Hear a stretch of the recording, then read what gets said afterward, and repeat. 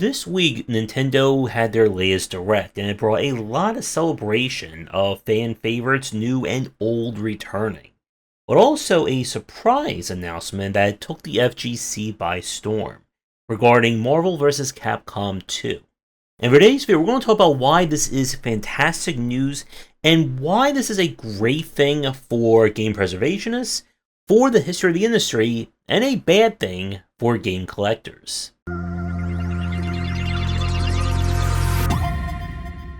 When it comes to the fighting game genre, one of the most highly regarded and highly praised games is Marvel vs. Capcom 2. The corporate amalgamation of watching Spider-Man beat up Ryu, who's fighting Venom, who's trying to deal with Psylocke, and so on.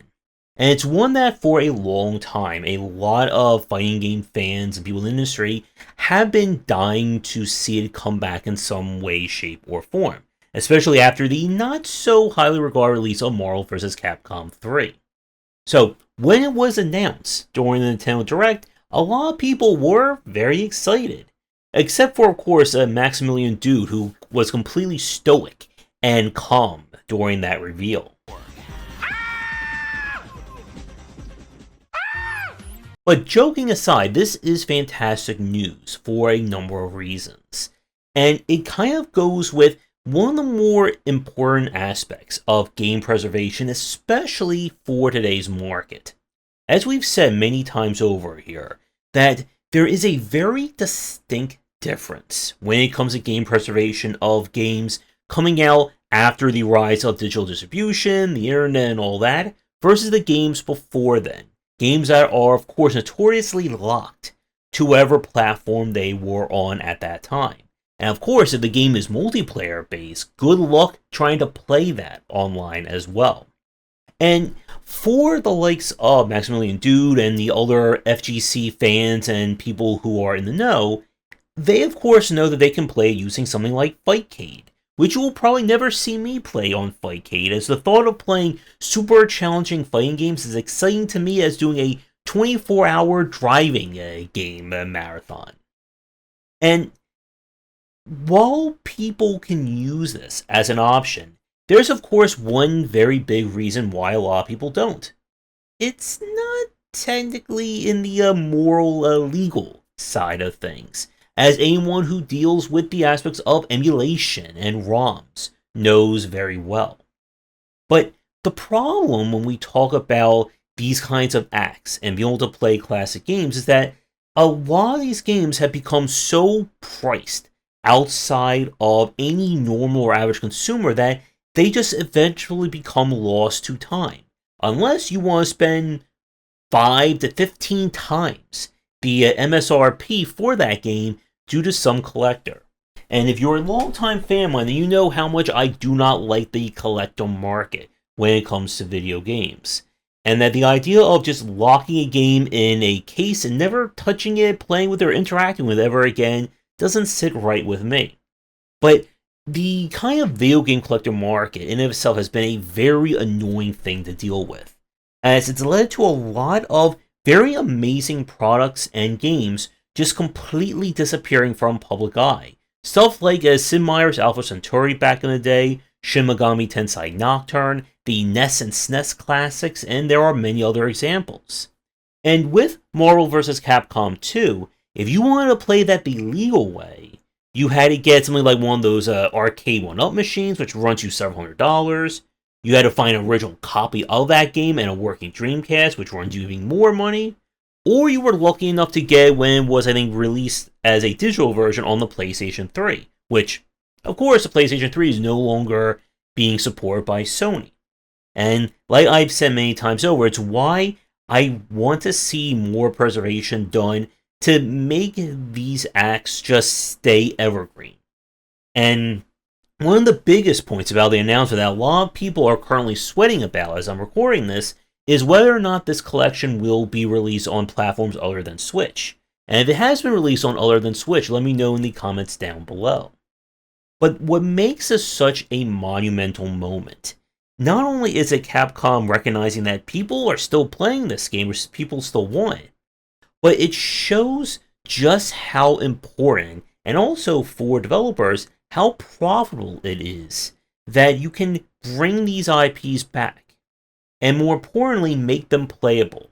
Again, when we look at something like GOG at its peak, GOG's whole marketing point from the beginning was, you like this classic PC game? Would you like to play it without having to deal with editing DOSBox or making sure that it works on Windows 10 or 11? Here you go. And the reason why this matters is that the only way for these games to stay relevant, and importantly, to still be something that people can enjoy and play, is that there has to be a legal way of obtaining them.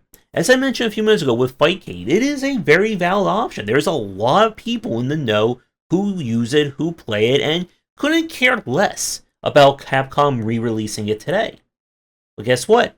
Most people don't know about it. A lot of consumers don't want to download something else. Again, as we've seen with trying to get someone to download another digital client to play a game. And having a one-stop source for a game that works, that you can just play whenever you want, is a very huge deal. Because it allows more people to experience this game, it allows more people to talk about it. So in the future, when this is released, all the fighting game fans who talk about how great Marvel vs. Capcom 2 is, or wants to share it with their fans and newcomers, they don't need to direct them to a third-party site, or to Fightcade, or to an emulator. They can just point to Switch, or to any other platform that it gets ported to.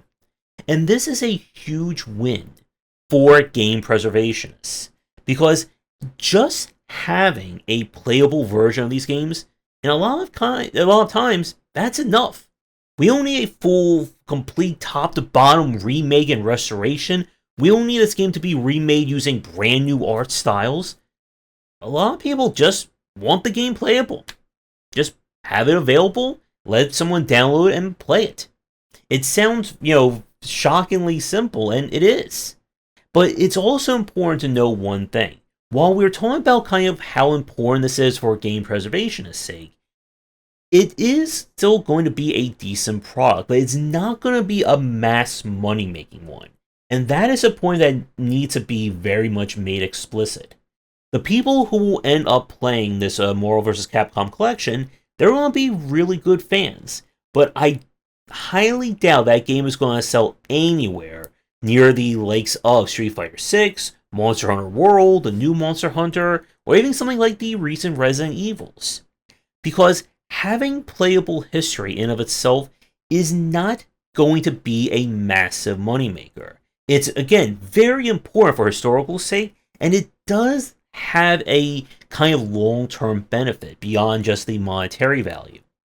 Again, having people have easy access to these classic games and these classic franchises means that you are building a potential fan base for any future sequels, for any future parts of that franchise. And again, for sequels to matter to a larger market, surprise, surprise, people need to be able to play those original games. Telling someone, hey, we're up to the 15th game in this series, you want to start now? A lot of people are going to say no. And it also stands to another point that when we see these kinds of re-releases of classic games or kind of remasters, they shouldn't be priced as a full price game, a $60, $70, $80, whatever we're up to by the time you're watching this video. They need to be priced for someone who is interested in it. Because again, this is a very specific market. And it gets, again, at this point that we talk about when it comes to game preservation. The people like myself who's interested in playing these classic games, we're here to study these games. We're here to play them and experience them. We could care less if you turn this into a full-blown 4K remake. We don't want that. We just want this game to be playable. And again, for a lot of the games that we're talking about, there is not a playable or legally playable version of that game out elsewhere. And again, while not every game is going to be this, oh my god, it's so amazing that it's finally out, it's wonderful and beautiful, it's still important for the history of the industry and to keep these brands and these franchises alive for them to be released. In 2020, when we got the remaster of Command & Conquer 1 and Red Alert 1, it was a great moment for RTS fans. And what EA should have done was announce a new game in the Command & Conquer series, or at least start announcing remasters of their later entries of Command & Conquer. Because I can guarantee you there will be a lot of mobs and riots in the streets of people being excited about a modern-day remaster of Red Alert 2.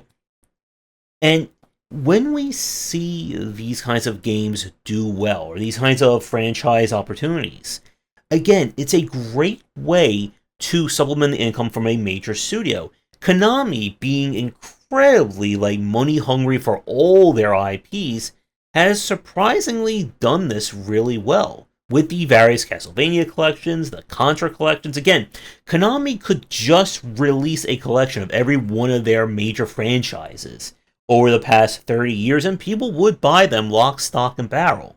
As we've seen again with the Metroidvania ones. I'm still waiting for all the classic Metroidvania games. And again, to begin to wrap this up, this gets at this point about why game preservation, why these classic games matter. Because they do come out at a time where no one else was making games like this. They are incredibly important to the history and legacy of not only the franchise and the IP, but to the genre as a whole. And it's a great way of respecting the history and making sure that people remember these games and franchises. Like I said, I am still very much annoyed that Nintendo completely has disavowed the entire DS and 3DS line. And I'm still hoping for us to get some kind of announcement on more of those games coming.